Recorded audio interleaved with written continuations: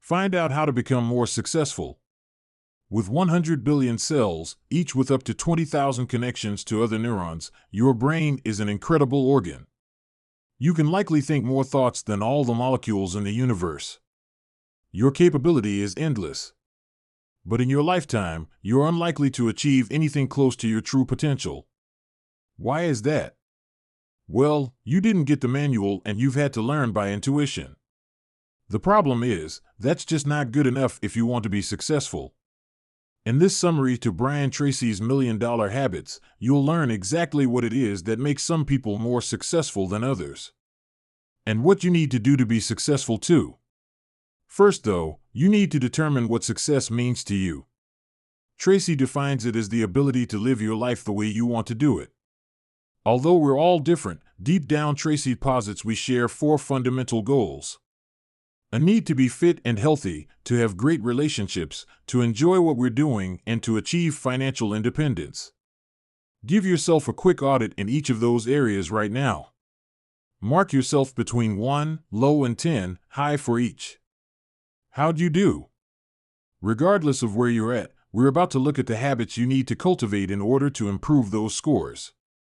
The $1 Million Habits. The good news is that anyone and everyone can learn these habits, including you. So, let's get those brain cells fired up and learning. Reprogram yourself for success. Humans have a problem. We've all developed our own unique self-concept that acts as the main program of our subconscious. We've recorded everything that's ever happened to us, every feeling we've ever had, and every emotion we've ever felt. And all of these influence how we behave. This self-concept we've created determines our effectiveness and performance. In each area of your life, you have a mini self-concept. Unfortunately, once you've developed that, you always behave in accordance with it. So, although you have the potential to be, for instance, a great linguist, if your self-concept is telling you you're terrible at languages, you're likely never going to become the multilinguist you crave to be. Your mini self-concept holds you back. If you truly want to achieve more in a particular area, the key is to increase your mini self-concept in that area. But how exactly can you do that? Well, you need to reprogram yourself by examining 3 parts of your self-concept. Your self-ideal, your self-image, and your self-esteem. Your self-ideal is the ideal image you have of your best self. It's a combination of your hopes and dreams together with the qualities and virtues you wish you had. High performers have a clear picture of who they want to be. When you've developed your own positive self-ideal, you move faster toward becoming that person. How you see yourself on the inside, your self-image, affects how you perform outside. Positive and productive inside equals positive and productive outside. If you see yourself as unpopular or insecure, your outside persona will reflect the same. To overcome any negative self-image aspects, fill your mind with positive images of yourself performing at your very best and hold them there. Then, relax. When you have to perform later, your subconscious will remember. Finally, your self-esteem is the emotional component of your self-concept and perhaps the most important part. It's how much you like yourself. Your whole life revolves around it. Every positive experience raises it and every negative experience lowers it. The gap between your self-ideal and your self-image also affects it. When your current performance is consistent with your ideal, your self-esteem goes up. When it's inconsistent, it drops. Having a very clear self-ideal improves your performance, makes your performance closer to your ideal, and as a result, boosts your self-esteem. Even something simple like repeating, "I like myself," boosts your self-esteem immeasurably. Never underestimate the power of words. Try it. You'll soon feel more confident and happier with yourself. Why do you need to do this at all? Well, having higher self-esteem helps you develop the $1 Million Habits that you'll need to release your full potential. Change your self-concept and you'll change your reality. In the next sections, we'll look at the 4 fundamental goals we discussed in the intro, starting with the habits you need to become fit and healthy. How to stay fit and healthy, there's no doubt about it. Life expectancy is on the up and up. Many people now live into their 90s and even 100s. Your goal should be to do the same. So what are the best ways to achieve this? First, choose to be fit and healthy. That means maintaining your proper weight. And according to the author, if you're overweight, that's your choice. You're the one who chooses to eat. Nobody makes you do it. There are many diets out there to help, but they all boil down to 5 words. Eat less and exercise more. It'll take you time to shed your little bit extra, but set and write down a goal. Figure out what you need to do to meet your goal, and then work on it until you achieve it. Second, eat properly. Balance your diet and eat more fruits, vegetables, and whole grains. Drink plenty of water, too. Eliminate or minimize the 3 poisons: salt, sugar, and flour. The timing of when you eat is also important. Eating only 20% of your calories after 2 p.m. will help you lose weight. Conversely, the author suggests eating 60 to 80% after 2 p.m. will ensure you gain it. Remember the advice of diet guru Adele Davis. Eat breakfast like a king, lunch like a prince, and dinner like a pauper. Third, exercise. Articulate every joint in your body every day. Exercise for 200 minutes every week. Even going for a walk for 30 minutes every day will make you one of the fittest people around. And if you don't like exercise, suck it up. You need to do this to be fit and healthy. Fourth, look after yourself. Get 6 or 7 hours of sleep per night. Going to bed by 10 p.m. will do you a world of good, and increasing the number of hours you sleep will make you feel clearer, more alert, creative, and intelligent. And when it comes to days off, take 120 days at a minimum each year. Impossible, you say? Well, just making sure you take every weekend off gives you 104 for starters. Adding in public holidays gives even more.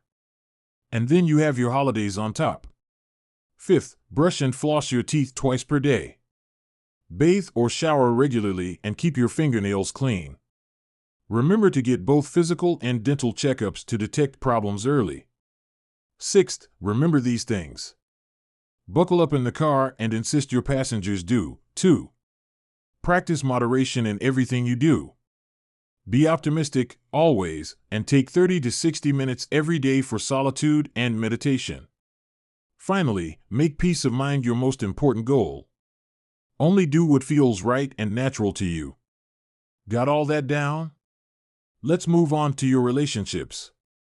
How to have great relationships. Section 3. How to have great relationships. Aristotle, the ancient Greek philosopher, said that humans are social animals.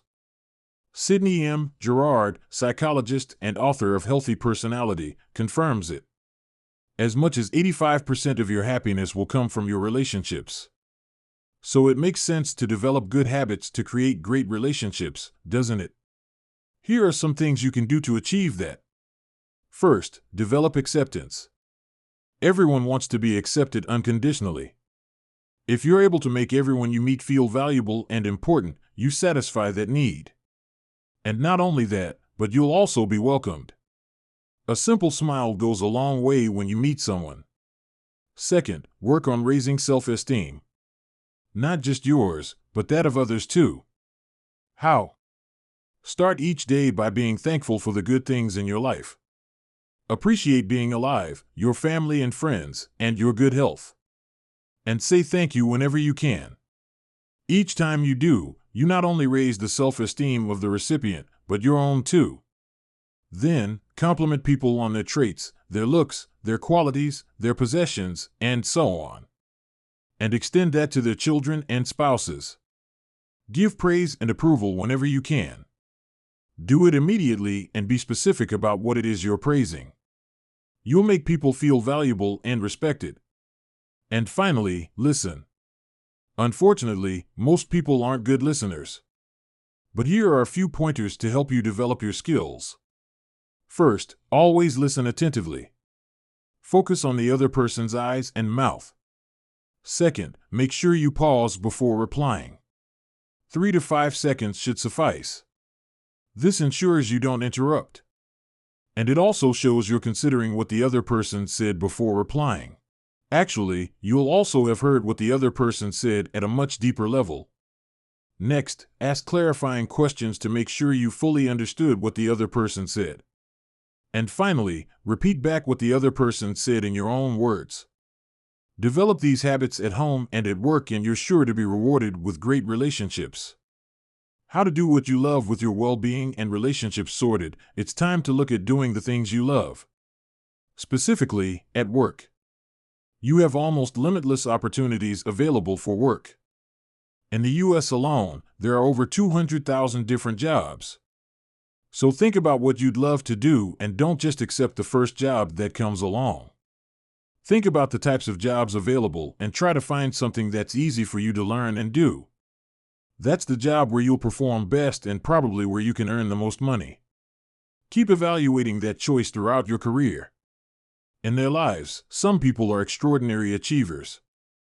They earn more money, have great families, friends, and relationships, stay fitter and healthier, and live longer and happier lives. The vast majority of people achieve very little. Your goal should be to become one of the high achievers.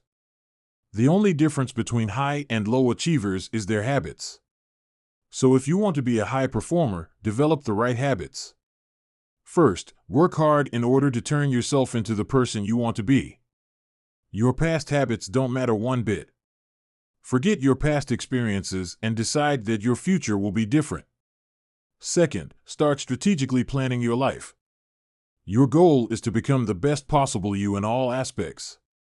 Third, set yourself clear long-term goals, assess where you are now and where you want to be at a particular date in the future, and map out how you're going to get there in the time you have available. Your goal must be clear, but remain flexible about how you can achieve it. And fourth, set yourself daily goals. Write down what you want to achieve in a notebook, not on your phone, tablet, or computer. The simple act of writing enforces your desire to achieve those goals. The best time to do this is actually the night before. If you do that, your subconscious mind works on the list. Then, make sure to prioritize what's on your list. Start this habit today and you'll be amazed at what you'll have achieved just 30 days from now. And how can you become more productive? Start by concentrating on your strengths. Do more of the things you're good at. The better you get at those tasks, the faster you'll get them done too. You can get there by working harder and longer. Start early, stay late, be focused and keep busy all day. And work smarter. Prepare for everything. Whether that's for meetings or interviews or for something inside or outside of work. It may take up some of your time now, but it will save you time down the line. One thing you can't do is over-prepare. And here's the last bit of advice about work. Dress like you're going somewhere in life. First impressions really do count.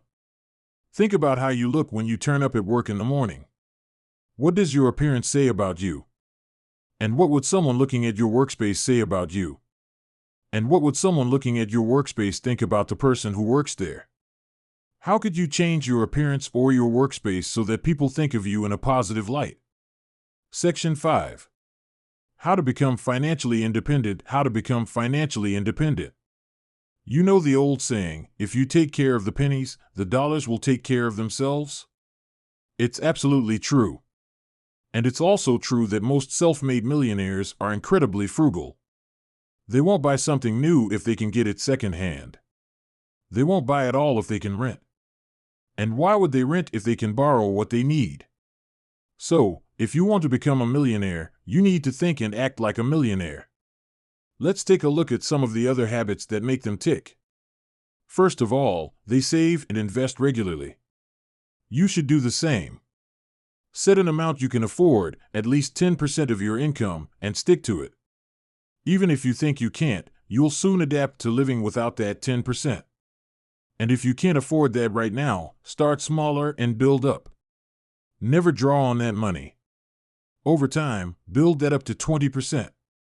If you get unexpected money, add that to your savings too. If you sell something, get a bonus or receive a tax refund, do the same. When we're kids, we often learn bad money habits. We associate spending money with pleasure and saving as a form of punishment because it deprives us of what we desire. And this is reflected in adulthood too. We often spend the money we earn as quickly as possible. Most people who become financially independent have reversed that thinking and get pleasure from saving and investing. Tracy also advocates what he calls the wedge theory. He says it will get you to financial independence more quickly. What usually happens as people earn more money is that their expenses grow. Using the wedge theory, every time you get a pay raise, you should aim to save 50% of the increase. You can spend the other 50%, but commit to the saving. If you do this, depending on the age you start, you'll soon accumulate a large sum and reach financial independence faster. And the other habits of millionaires? Always get good financial advice before doing anything with your savings. Pick a financial advisor who's financially successful because they likely also invest in the areas they're recommending to you. Investigate before you invest. Move slowly and check every detail of the potential investment. Never allow anyone to pressure you into making a decision. Insure against risk. What would be the worst thing that could happen? Determine that and then take steps to ensure it doesn't happen. You shouldn't rely on luck or hope. Instead, plan, organize, and insure. Get life insurance for your family. Insure your home against fire and damage. Add liability insurance for your car. And always make sure you have good health insurance too. And one final word of advice on becoming financially independent? Get rich slowly. Most fortunes are built on the concept of compound interest. As your money accumulates, it grows even more. Thomas Stanley and William Danko, the authors of The Millionaire Next Door, say it takes 22 years for most millionaires to make their first million from the time they become serious about their financial lives. They save, and then they save some more. They invest carefully and selectively. Their wealth grows and compounds. If you want to be financially independent, you have to develop the same savvy habits as millionaires. Final summary: you've just listened to our summary to $1 Million Habits by Brian Tracy. The key message here is that if you want to be fit and healthy, have great relationships, enjoy what you're doing, and become financially independent, just follow the advice set out in this. Of course, Brian Tracy offers much more advice about the habits you need to cultivate than we could possibly hope to cover in a few minutes. But one thing is for certain. Everything is up to you. You may be a product of past choices, decisions, and actions, but your future will be determined by the choices, decisions, and actions you make from now on. To be the future you want to become depends on getting those right and developing the $1 Million Habits to get you there.